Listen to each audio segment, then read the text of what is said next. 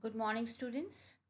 We are beginning with the electrolysis part 8.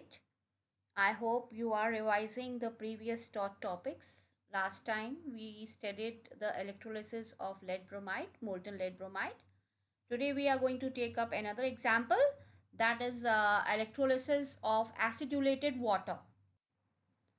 Now you can see that this is the apparatus that has been used for demonstrating the process of electrolysis of acidulated water.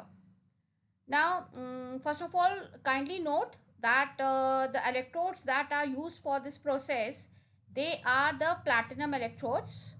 Reason being, we don't want that these electrodes should participate in the reaction, that is, we want inert electrodes. Now, we know that water is a non-conductor of electricity. Now, since it's a non-conductor of electricity, it means basically it consists of entirely of molecules, because you know water is a polar covalent compound. Now, since it can't form ions, so it is a non-conductor of electricity.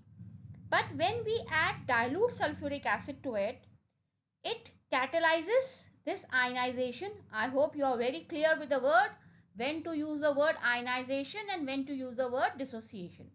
Since we are talking about a covalent compound, that is why the word ionization is being used here.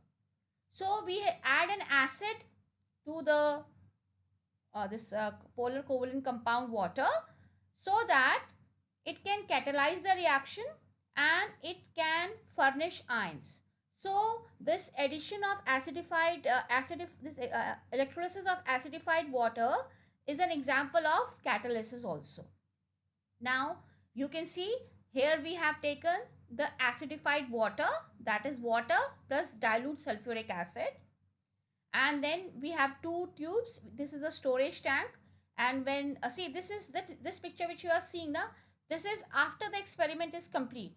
Now before the process would have started, these two tubes, which are inverted tubes, you can see the tubes are inverted. Now these two tubes would have been filled completely with water when the process would have started. So this is after picture when the process is complete.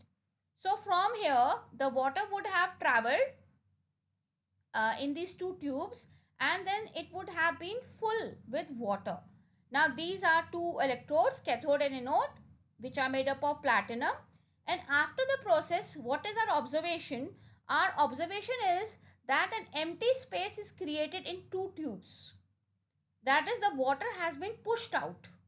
And where has the water gone? Water has gone in this reservoir, which is storing extra water. So it means somebody has pushed out water from these tubes.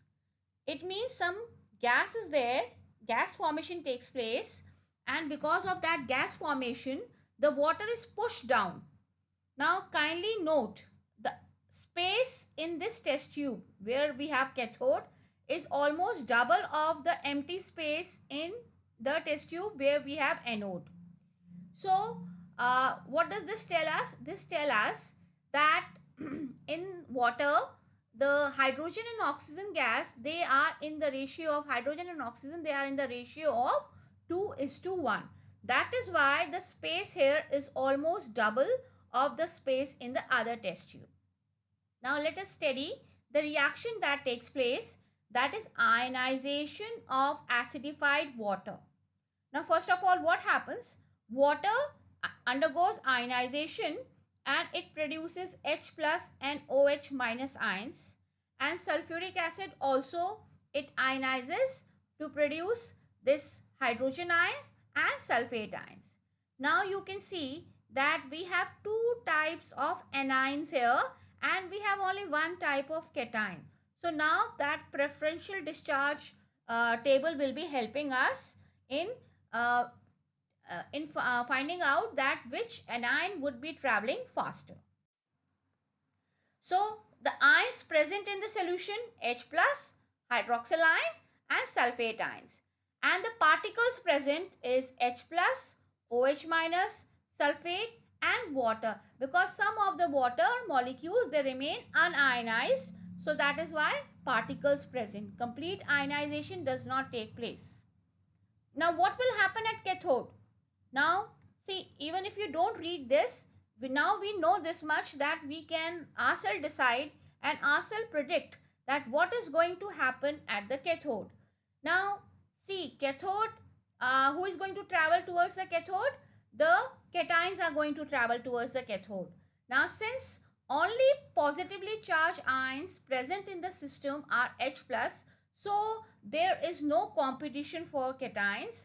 So the H plus ions, they move towards the cathode, and you know, at cathode reduction takes place, so they accept electron and they make hydrogen atom.